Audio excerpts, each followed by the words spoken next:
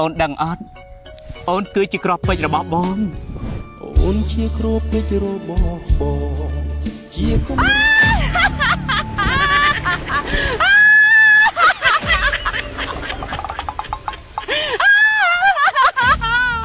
ចាក់ខ្ញុំជាក្របគ្រូមែនទេក្របបែកមែនទេក្របមានមែនទេបាត់ចិត្តមានណាស្រឡាញ់ខ្ញុំសោះអ្នកនាងកើតអីហ្នឹងខ្ញុំវាតូចចិត្តរឿងអីខ្ញុំនឹងអាការលេណាលេអាម៉ៃ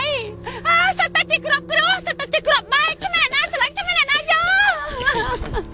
អ្នកនាងស្ងប់ចិត្តសិនទៅណា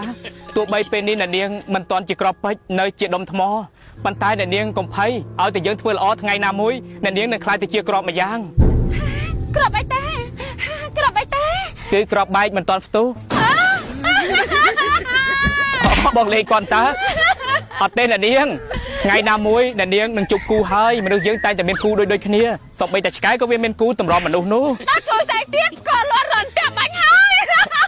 ចិត្តស្ងប់សិនទៅអ្នកនាងអានេះកម្មយើងទេបងអូនកុំខ្វល់ជាមួយគាត់សាំអីមិនប្រណៃខ្ញុំផងមកសិនវាខ្ញុំឡើងអាលេអាម៉ៃអាកាគ្មានគូដែរសាំអីមិននៅក្នុងពិភពលោកដែលមានគូចាញ់ពីពិភពលោកនេះអត់ទេខ្ញុំចង់ណាម្នាក់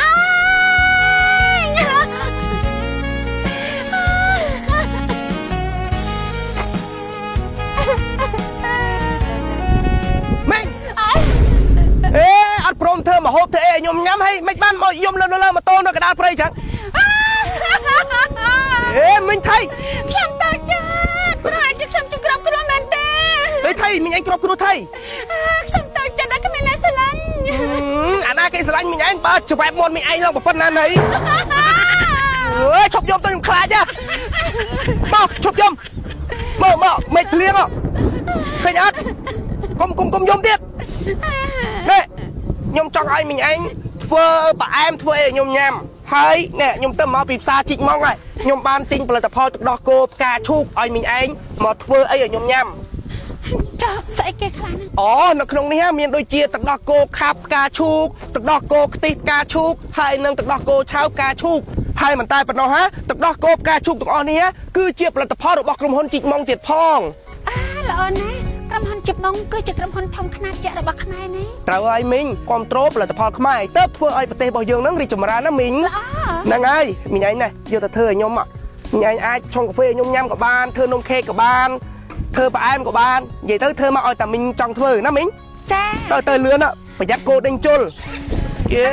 បាទមកពួនយំកដាលព្រៃមីងឯង